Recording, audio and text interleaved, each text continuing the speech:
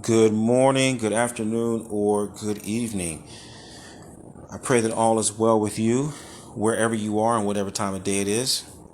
I pray that the spirit of wisdom and compassion abide with you and your loved ones, and that your mind, your heart, and your spirit are open and receptive to the right message that we have to share with you right at this moment. Now, this is the School of Orisha Studies and the OrisaLifestyle Academy, and I'm your instructor, Obafemi Origunwa. And I'm all excited right now because I just got back from Nigeria. And actually, at the time that I'm recording this, I'm on Nigeria time. And so it's in the wee hours of the morning here in Atlanta. But my body is still on the Nigeria clock, so I'm taking advantage of this moment to do a little bit of reflecting, right, on my journey, and it's absolutely perfect because I want to frame up this conversation in a journey, So I think it'll be easier for you to understand what I'm going to share with you if you look at the whole thing as a journey. All right. Now, my journey began in the airport. I'm going to begin the journey anyway in the airport. It starts a little bit before that, but the best place to start right now is arriving in Nigeria on Delta, and I cross the what do you call it, the sky bridge, where you leave the plane and you walk down that little corridor, and then you actually touch down in the airport. Let me tell you, as soon as you touch down in that airport, you realize that the money game in Nigeria is unlike anything else in the world, and I'm not exaggerating, right? I've been South America, I've been to Mexico, the Caribbean, I've been coast to coast here in the United States, Europe, Canada. Like, I've traveled pretty extensively, and I'm telling you with absolute certainty that Nigeria is its own world, and money plays a role in Nigerian society that's unlike anything I've ever seen before, right? Now, you add to that the fact that we're in the wake of COVID-19, and so the ordinary trip into the Nigerian airport has one more layer, right? Which is you got to go through and show them your COVID test, and you got to prove that you have paid for another test in Nigeria within the next 7 days, right? So that's an added layer onto going to get customs and your visa examined and all that kind of stuff. So anyway, as soon as I get to that first phase, right, I'm going through the turnstiles with they have you go zigzag in the line, and there's a brother there in uniform, and he's talking to random people. He looks at me and he's like, do you have your documentation for your test here in Nigeria? And I was like, yeah, I got it right here. He's like, good. You're gonna come over to this line, and then he's just kind of randomly going through and tagging people to go over to this line. Something told me that doesn't make any sense, right? So I said, okay, but as fate would have it, my when I got to the head of the line, I was right in front of the next available agent. So she was literally 2 feet ahead of me, and so she just called me over, and I went in, and the guy kind of protested, but it was too late. I was already, I had already given the woman my phone, which had the document, the proof of payment, and she was looking it over, and she's like, okay, yep, that's good, you're ready.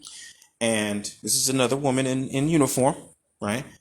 And she gives me back my phone, and she says, so what do you have for your sister? And I knew what she meant, right? She wasn't trying to get my phone number. She was trying to get some Naira out of me. And I said, oh, I'm sorry, I didn't have a chance to change. I don't have any Naira right now, but when I come back next time, I promise I'll look out for you.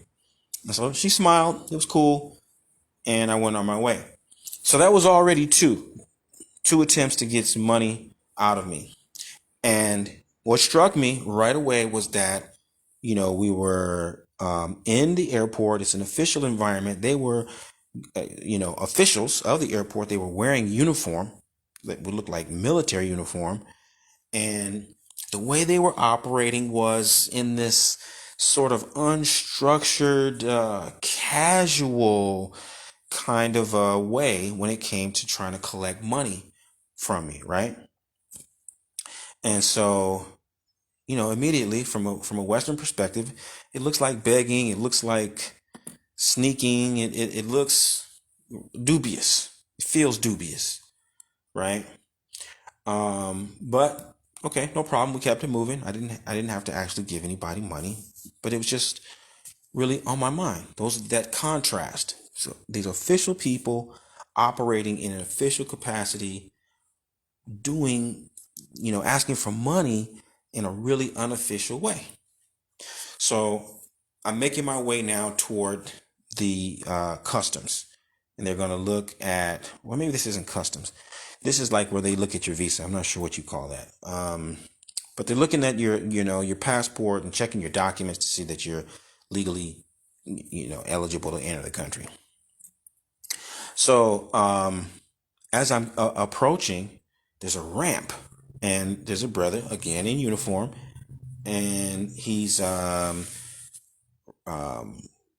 guiding the wheelchair down the ramp, and I slowed down so that I didn't, try to rush him or go around him and have him, slip up and let go of the brother in the wheelchair. That would have been tragic, right? So I'm just walking slowly, basically, as he slowly makes his way down the ramp.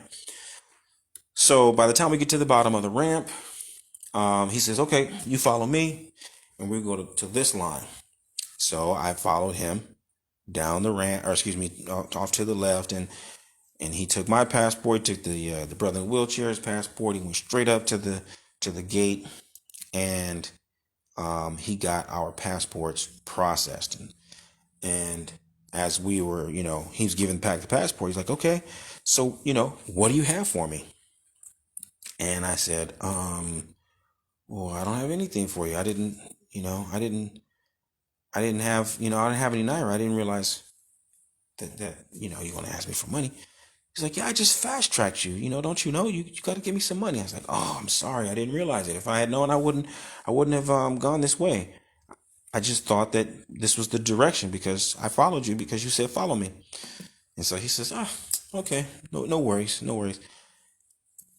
He sends me into the baggage claim. As soon as I step into the baggage claim, here we go again. There's a whole bunch of people standing around. Somebody approaches me. They want to see my ticket. I show them my ticket. They start looking for my bag. And we get the bags. And as I'm going to the end, which is what I would actually call customs, where they look, they're going to inspect your bags. He's like, what do you have for me?" And I said, "Oh, I'm sorry. I don't have anything. I didn't change naira." Same story. I just kept running the same story over and over. And we go back and forth a little bit, but he's like, "Okay, cool, no problem." And I got to bypass the customs people because there was something going on and they were all diverted. And so I just walked right by them and exited with my luggage. But bam, I walk into another little pack of guys, and they want to walk me out of the airport. And the airport is set up a little bit differently. I was expecting as soon as I exited that my party would be there, but it's changed now, and so that people can't come right up to the opening, the gates of the airport. When you exit, you got to go to the car park and all this stuff. So I had to wait, and the whole time I'm there, these guys are with me, and they were there to collect for everybody.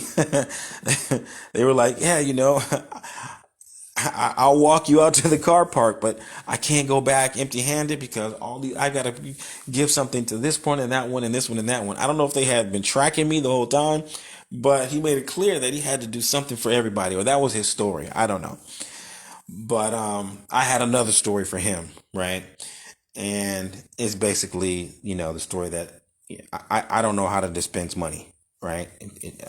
So I don't want to make a mistake, and because I don't really know how it goes, I know there's a proper way to do things. I'm using proverbs, and and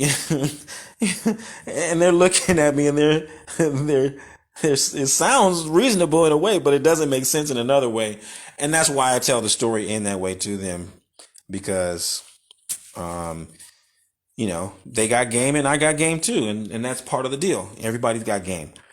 And anyway, I end up making it out of the airport and not having to give up any naira, right? And so that was phase one of the game.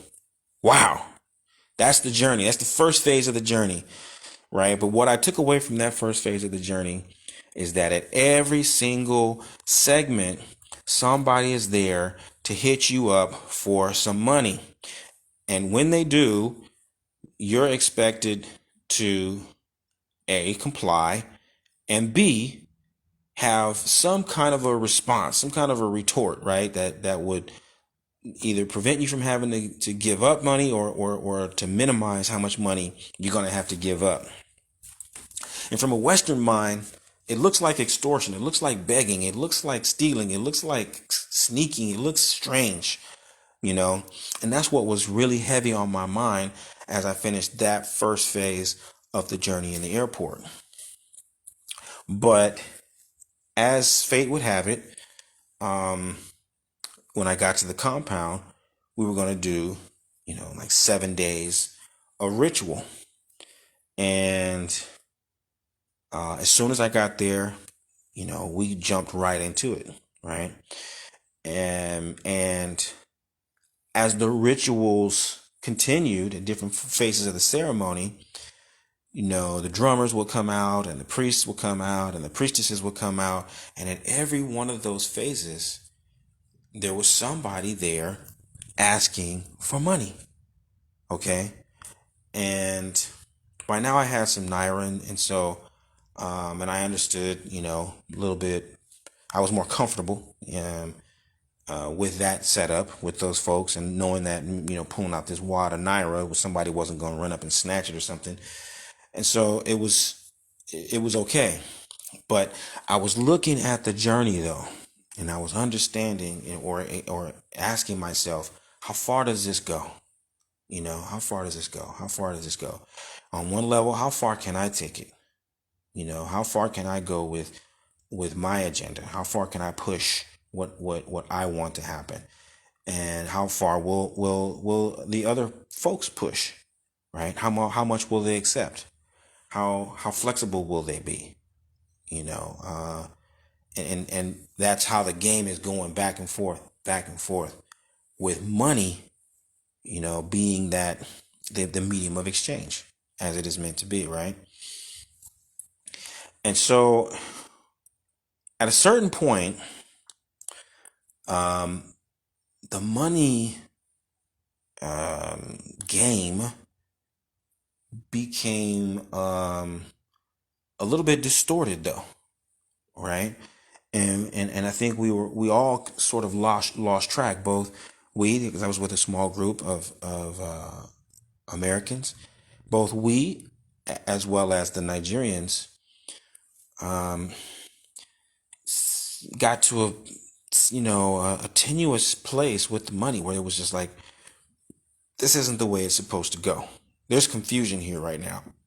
Somehow we're off script, and people are asking for money in a way that they're not supposed to, or in a way that no one is expecting them to ask for it.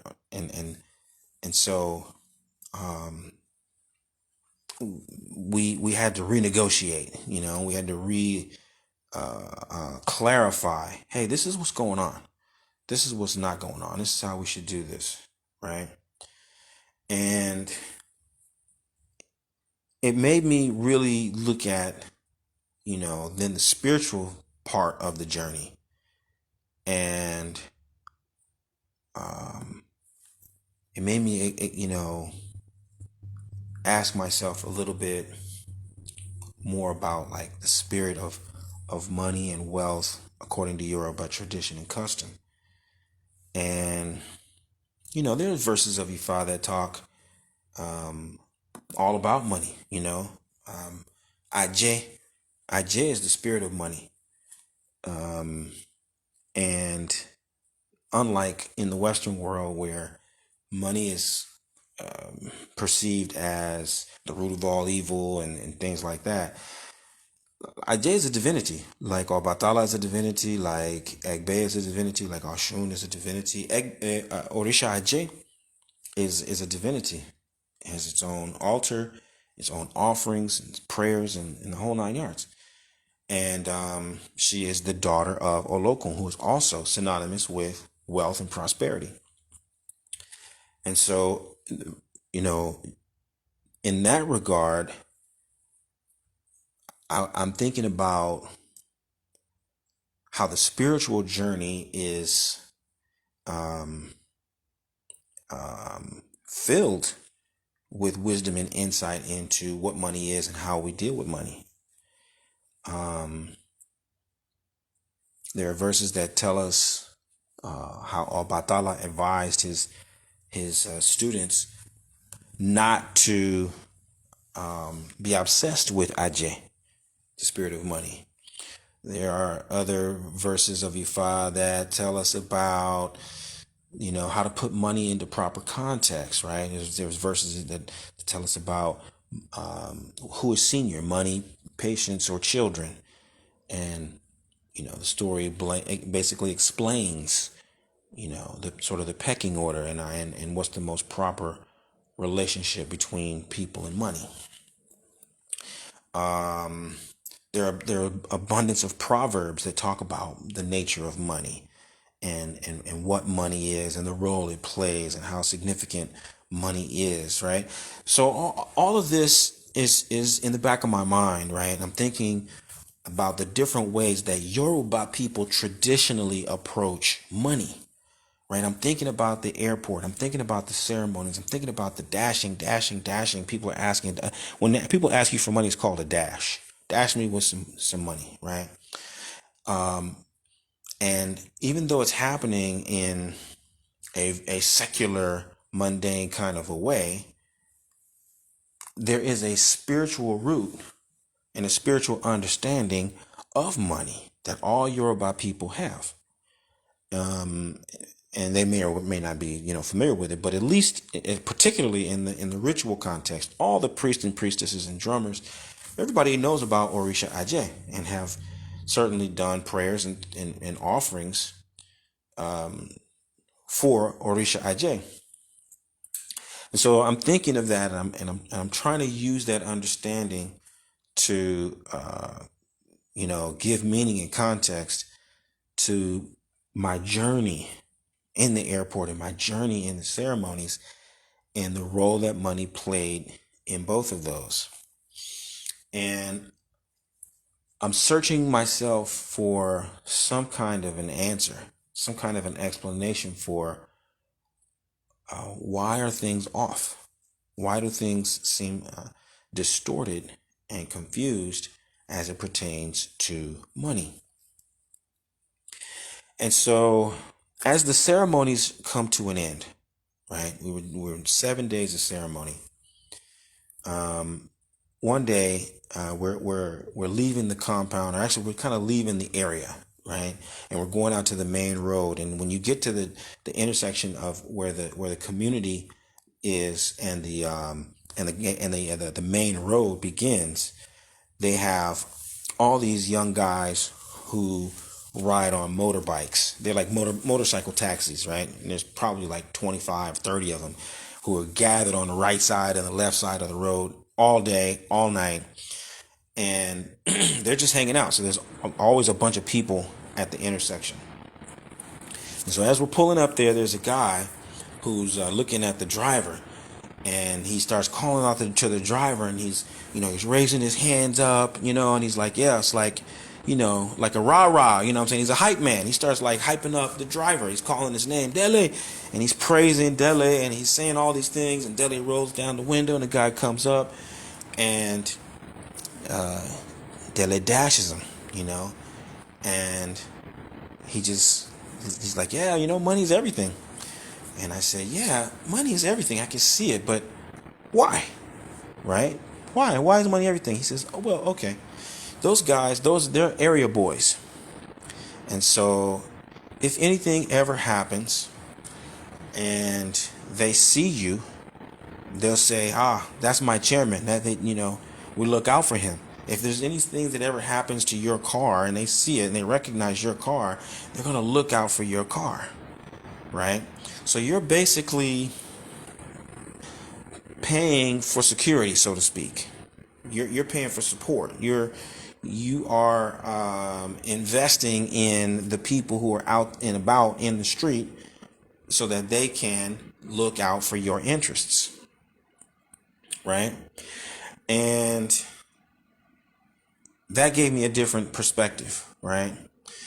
In the Yoruba kingship, and chieftaincies, when a king is approached by his subjects and they say, hey, we don't have I don't have land or something, right? You can go to the king and the king will give you resources. He'll give you land to farm. The king will make sure that you are provided for. To be the king is to be the administrator of the state. And so because you own the land and everybody on it, it's your responsibility to look out for them. And so the same thing applies to a lesser degree to other people, like chiefs, right? When you're a chief, you look out for your people. Your people expect to be able to come to you and to appeal to you for resources. And the expectation is that you are going to have something to give them, something to put in their pocket, something to, take care of them. And that's just the basic expectation. And so if you are perceived as a chief, you're perceived as a king, and you refuse to give to the people, well, you look like someone who's stingy. You look like someone who doesn't want to share. You look like somebody who doesn't feel like he needs other people. Right? You look like, oh, it looks like you don't need us. So guess what?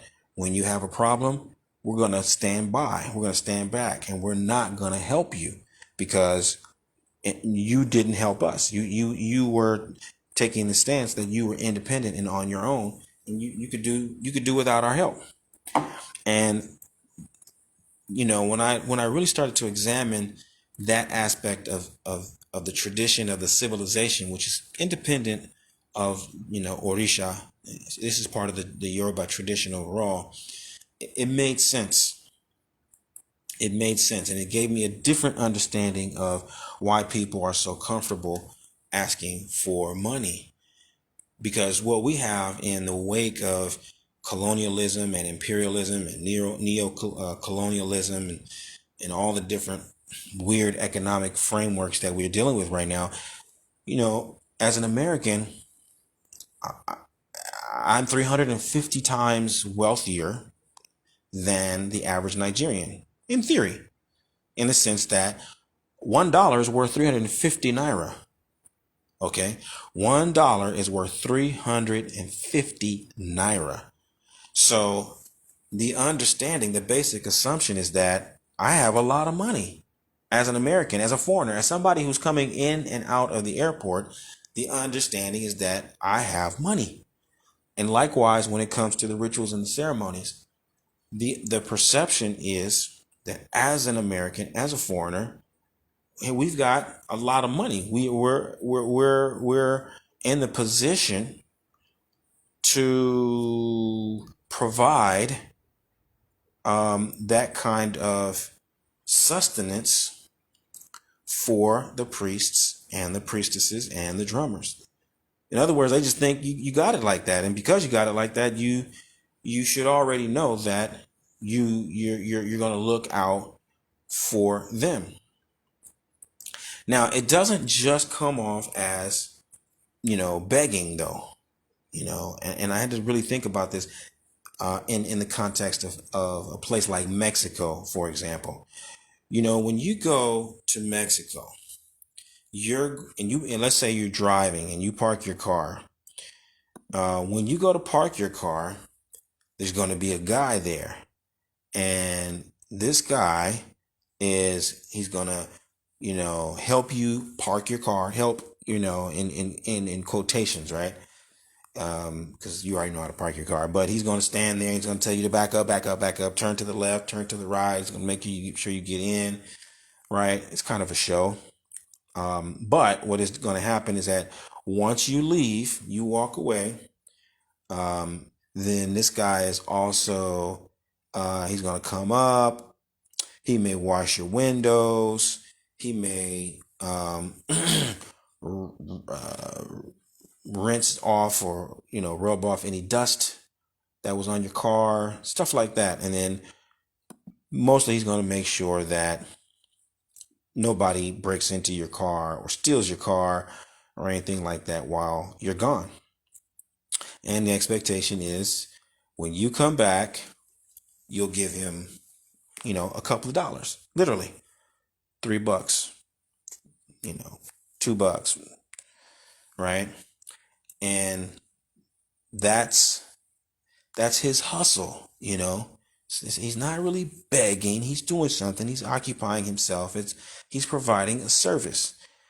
And that kind of thing happens all over Nigeria. That's sort of what the area boys do, and a lot of other people are doing. They're working, and they're providing a kind of a casual service that you didn't necessarily ask for, but you can benefit from, and so you just give them a couple of bucks, right? And that's part of being part of the society. That's you understanding your role as a person who has something, right? It's something. And I got to emphasize, these little dashes are like $2, $3. It's not $20. It's not $40.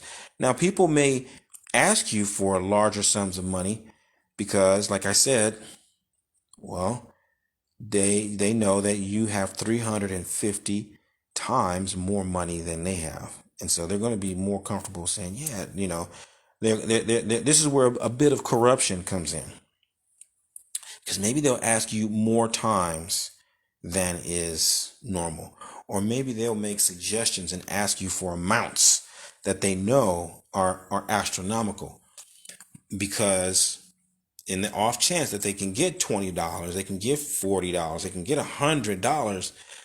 Well, I mean, that's really more money than they would be able to get their hands on in a month or 2 months, right? And so it doesn't pardon greed or justify greed, but it puts it into a proper or a different context, right? That somebody can give you, somebody who can have 300 times more wealth than you, yeah, they're not going to miss $20. They're not going to miss $40. And that's part of what complicates the journey when we go into Nigeria and we're exchanging money for different kinds of services. But the spirit of money remains the same. The spirit of money is a conduit. It's a medium of exchange that brings people together and facilitates transformation. Okay, which is why Ifa tells us that Earth is a marketplace, heaven is our home, and in the marketplace, you're here to exchange. In the marketplace, you're not here to get over one way or the other. No one is supposed to come to the market to steal. No one is supposed to come to the market to fraud people. No one is coming to is supposed to come to the market to cheat people. Everyone is supposed to be coming to the market so that they can exchange and they can grow and they can improve and they can create some kinds of solutions for their problems as well as solve other people's problems. And I think that's where the spirit of money becomes most easily recognized. It becomes easier for us to appreciate the spirit of money when we're really, really clear about what problem we're trying to have solved for ourselves. Why are you in the market? Right? When you go to the market, what problem are you trying to solve for yourself? Are you looking for shoes? Are you looking for medicine? Are you looking for a spouse? Are you looking for entertainment? What brought you to the market? Likewise, are you a service provider? Do you come to the market to solve somebody else's problem? Are you a shoemaker? Are you a dancer? Are you a singer? Are you a priest or a priestess? What are you trying to accomplish in the market?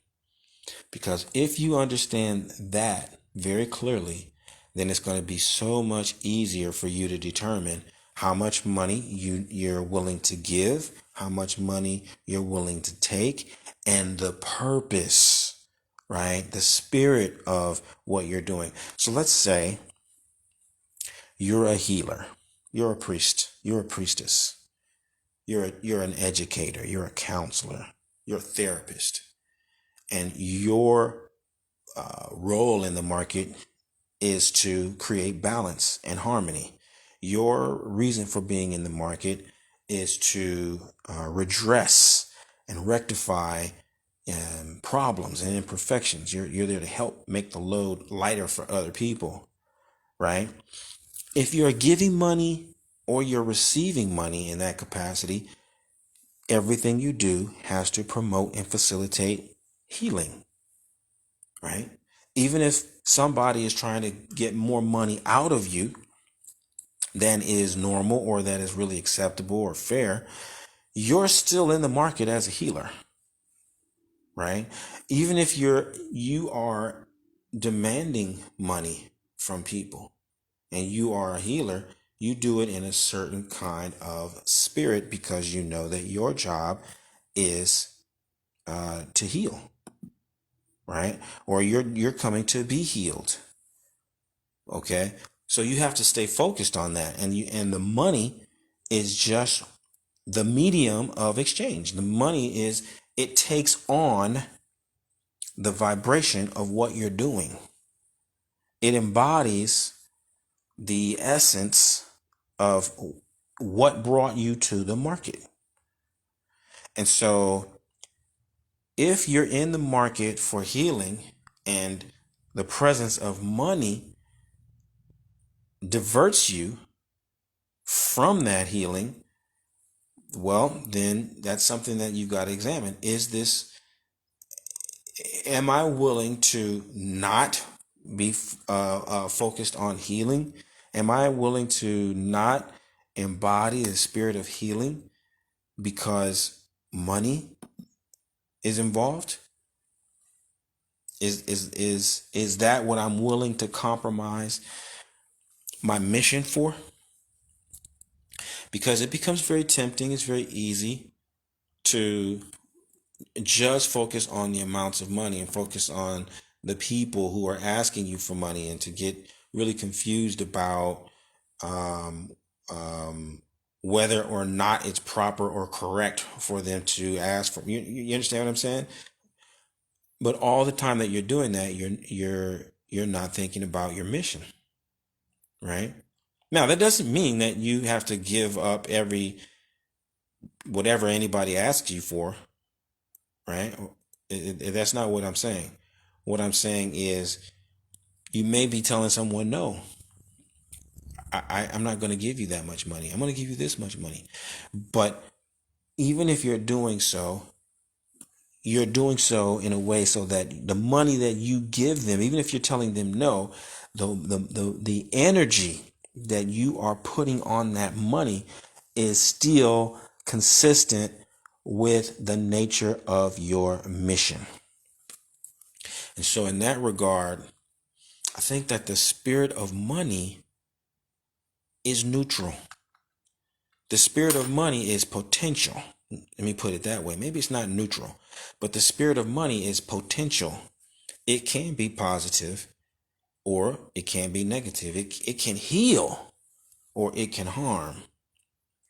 But its ability to do so has everything to do with your ability to remain clear and focused as it pertains to your mission and the reason why you are in the marketplace of life in the first place. And so I hope and pray that as you go forward into the marketplace of life, that you will get more and more clear about what you're doing and what the spirit of that work is. And you will impose that spirit onto all financial exchanges, whether you're giving or receiving, so that everything that you think, say, and do is consistent with your mission here on earth in the marketplace of life in preparation for your divine return. So that when you return to the essence and you report to Olodumare, you will be able to say that all of my exchanges in the marketplace of life helped to improve me, to elevate me, and better prepare me to be the highest level of myself as I make my heavenly return to appear before the Almighty Supreme Being, Olodumare. Aboraboye, Aboshishe.